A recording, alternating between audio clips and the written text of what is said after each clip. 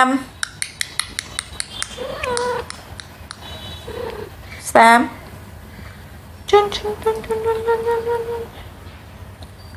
চুলকায় এখানে চুলকায় Sam. Hi Sam.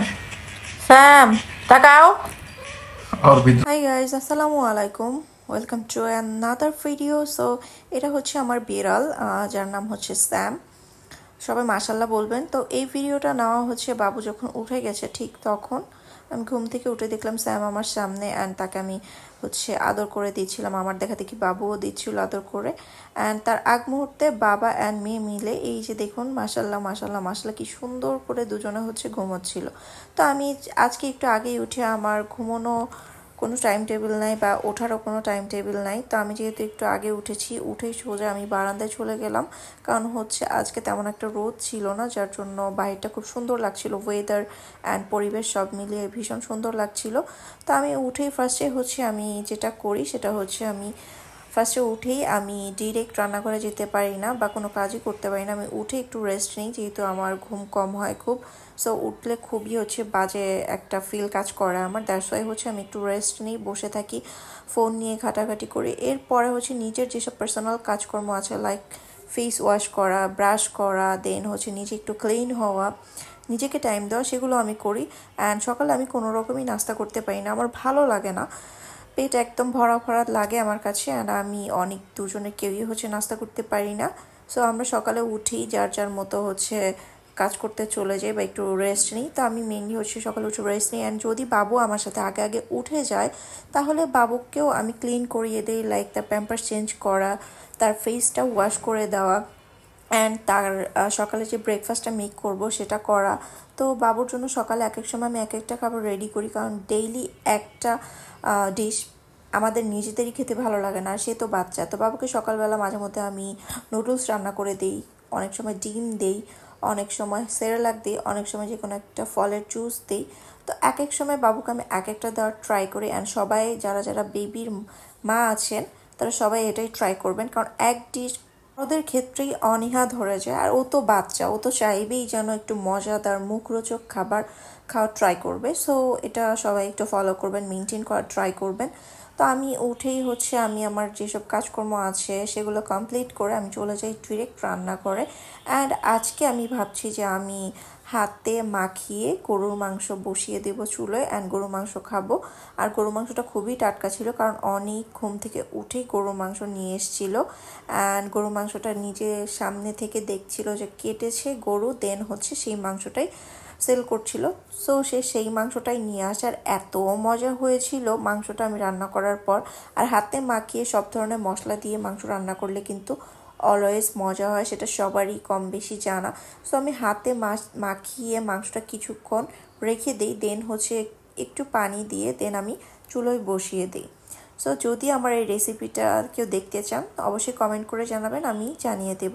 আচ্ছা, সকালে কে কীভাবে নিজের স্কিনকে কেয়ার করেন এবং কে কীভাবে নিজের সকালটা শুরু করেন সেটা কিন্তু কমেন্ট করে জানাতে ভুলবেন না। আর আমার সম্পর্কেও যদি জানতে চান সেটাও কমেন্ট করে জানাবেন, ইনশাল্লাহ আমি আপনাদের জানিয়ে দেবো আমি কিভাবে আমার সকালটা শুরু করি আর কিভাবে আমার স্কিনটা আমি কেয়ার করি। ক্লিন না হলে আমি একদমই রান্না করতে পারি না। আমি সব কিছু আগে থেকে রেডি করে দিয়ে আমি রান্না করতে চাই রান্নাঘরে। সো আমি আগে থেকে সব কিছু কেটে বেছে ধুয়ে ক্লিন করে রাখি। অ্যান্ড এখন আমি যাব রান্নাঘরে। অ্যান্ড মাংসটা দেখুন আপনারা কি সুন্দর লাগছে না, মাংসটা কিন্তু ফুল ফ্রেশ। আমি কিন্তু আগে থেকে মাংস খুব ভালো করে ধুয়ে বড় বড় পিসগুলো কেটে আলাদা করে নিয়ে এখন মাংস বসাবো। টাটকা গরুর মাংস, দেখুন কালারটা কত বেশি সুন্দর। আমি মাখিয়ে বসাবো, এর জন্য হচ্ছে সব রকম ময় মশলা, তারপরে হলুদ, মরিচ, আদা রসুন বাটা সব কিছু হচ্ছে রেডি করে নিয়েছি। এখন হচ্ছে মাংসটা হাতে মাখিয়ে এরপর বসাবো, কারণ হাতে মাখিয়ে বসালে আমার কাছে মনে হয় গরুর মাংস অনেক বেশি টেস্টি হয়। সো কে কীভাবে খেতে পছন্দ করেন অবশ্যই কমেন্ট করে জানাবেন। এবং যারা এখনও আমার ফেসবুক পেজ অথরিস লাইফস্টাইলে ফলো করেননি অবশ্যই ফলো করে দিবেন। এবং সেম নামে আমার ইউটিউব চ্যানেল ওপেন করা অথরিস লাইফস্টাইল, অবশ্যই হচ্ছে আমার ফেসবুককে ফলো করে দিবেন এবং ইউটিউবেও সাবস্ক্রাইব করে দিবেন। এবং যারা আমার এই ভিডিওটি দেখছেন অবশ্যই কমেন্ট করে জানাবেন কে কোথা থেকে দেখছেন, এবং যারা যারা আমার আগে থেকেই ফেসবুকে ইউটিউবে ফলো দিয়ে রেখেছেন তাদেরকে অসংখ্য ধন্যবাদ। এভাবেই আমাকে সাপোর্ট করে যাবেন, আমার পাশে থাকবেন, আমাকে সাপোর্ট করবেন। আপনাদের সাপোর্ট ছাড়া এক একটা লাইক, কমেন্ট, সাবস্ক্রাইব, সাপোর্ট ছাড়া আমার এগোনো পসিবল না। কাজে হচ্ছে আপনাদের সাপোর্ট আমার অনেক বেশি দরকার। আর আমার ভিডিওগুলো কে কে দেখেছেন, যেহেতু এটা অথইস লাইফস্টাইল আমার নাম, মানে আমার ফেসবুক পেজের নাম, ইভেন হচ্ছে আমার ইউটিউব চ্যানেলের নাম, কাজেই হচ্ছে আমি এখানে আমার লাইফস্টাইল সম্পর্কে তুলে ধরি। আর আমি ভাবছি যে নেক্সট টাইম থেকে আমি আমার সাজগোজ, তারপরে হচ্ছে ড্রেস আপ, স্কিন কেয়ার এগুলো নিয়েও ভিডিও করব, কিন্তু আসলে আলসামির জন্য আমার এগুলো নিয়ে ভিডিও তেমন একটা করা হয় না। অলওয়েজ হচ্ছে কোথাও ঘুরতে যাই, এগুলোই দেখানো হয়। সো আপনারা বললে আমি আমার ডেইলি লাইফ, মানে আমার যেসব lifestyle like dress up, makeup, কোথায় যাচ্ছি, কি করছি, এবং হচ্ছে আমি তো রেগুলার হচ্ছে আমার কোথাও ঘুরতে গেলে সেগুলোই দেখাই। আর আমি কিন্তু এখানে সরিষার তেলটা ইউজ করছি, আপনারা চাইলে অন্য কোনো সয়াবিন তেল বা অন্য যে কোনো তেল ইউজ করতে পারেন, কিন্তু হাতে মাখিয়ে বসালে এবং হচ্ছে যদি আপনি সরিষার তেলটা গরুর মাংসে দেন অনেক বেশি টেস্টি হয়, অনেক বেশি মজা হয়। আমার মনে হয় ম্যাক্সিমাম মানুষরাই হচ্ছে এভাবে গরুর মাংসটা খেতে পছন্দ করে। সো ঝালটা কিরকম খান সেটা সবার উপর ডিপেন্ড করে। আসলে এখানে ঝালটা পরিমাণ বলা যাচ্ছে না, তো আমি বলতে পারছি না। তো এখন হচ্ছে এটা আমি ভালো করে মাখিয়ে নিব। আর কালকে ইনশাল্লাহ আমি স্কিন কেয়ার সম্পর্কে আমার ভিডিও পাবেন, স্কিন কেয়ার রিলেটেড আমি কি করি, কি ইউজ করি, এভরিথিং সম্পর্কে দেওয়ার ট্রাই করবো। আসলে আপনাদের কমেন্টটা ম্যাটার করে, আপনারা কি টাইপ ভিডিও চান সেটা যদি আপনারা বলতে পারতেন তাহলে আমি সেরকমটা ভিডিও দেওয়ার ট্রাই করতাম, কিন্তু আপনারা কমেন্ট করেন না বা জানান না যে আমার ভিডিওগুলো কেমন লাগে আপনাদের। তো অবশ্যই কমেন্ট করবেন আমার সম্পর্কে যারা জানতে চান, আমি কি করি, কোথায় থাকি। যারা যারা অথইকে ভালোবাসেন অবশ্যই হচ্ছে অথইয়ের পাশে থেকে এভাবে সাপোর্ট করবেন। আর গরু মাংসটা এভাবে যতক্ষণ হচ্ছে আপনি হাতে মাখাবেন এভাবে তত বেশি টেস্টি হবে। কাজেই হচ্ছে যারা একটু গরু মাংস খেতে পছন্দ করেন বা গরু মাংস এভাবে রান্না করেন, সো একটু হাতে অনেকক্ষণ মাখানোর ট্রাই করবেন, তাহলে অনেক বেশি মজা হবে। অলরেডি হচ্ছে আমি যে সরিষার তেলটা ইউজ করেছি বিভিন্ন রকম মশলা, অলরেডি অনেক সুন্দর একটা স্মেল বের হয়ে আসছে আমার ইয়ে থেকে। আর এটা ছিল হচ্ছে আমি আদা রসুন যে ব্লেন্ড করেছি সেই ব্লেন্ডার থেকে এইটুকু হচ্ছে আদা রসুন পানিটা। সো আমি আর এখানে পানি ইউজ করব না, এতটুকুই না। আর আমি এখানে আজকে বেশি ঝোল রাখবো না, একটু মাখা মাখা টাইপের রান্না করব। সো এভাবে আমি বসিয়ে দিচ্ছি। আর আমার এত সুন্দর স্মেল আসছে, আপনারা তো আর স্মেল শুনতে পারবেন না, হ্যাঁ অ্যারোমাটা শুনতে পারবেন না, তাহলে বুঝতে পারতেন যে কত সুন্দর স্মেল আসছে। সো ডান, আপনাদের আবার পরে দেখাবো যে এটার ফাইনাল লুক মানে কেমন হয়েছে। তো এখনকার মতো আল্লাহ হাফিজ, বাই বাই। সবাই লাইক দিবেন, সাবস্ক্রাইব করবেন, ফলো করবেন, কমেন্ট করবেন।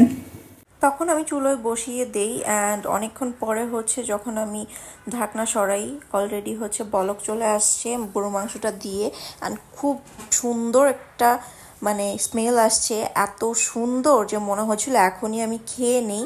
সো এইভাবে কে কে গরুর মাংস রান্না করেন এবং কে কে এইভাবেই খেতে পছন্দ করেন, এক্স্যাক্ট সরিষার তেলটাই ইউজ করেন, অবশ্যই কিন্তু কমেন্ট করে আমাকে জানাবেন, কারণ আমিও এক্সাইটেড থাকি আপনাদের সম্পর্কে জানতে।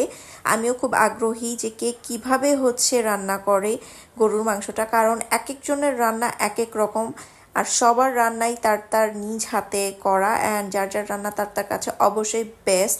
অ্যান্ড কে কীভাবে খান বা কার কার হাতের মানে রান্না খেয়ে কে কীভাবে প্রশংসা করে অবশ্যই কিন্তু আমাকে জানাতে ভুলবেন না, কারণ আমিও আপনাদের সম্পর্কে জানতে আগ্রহী। আমি একটু নেড়ে চেড়ে ভালো করে দিচ্ছিলাম অ্যান্ড একটু পরে আবার আমি ঢেকে দিব।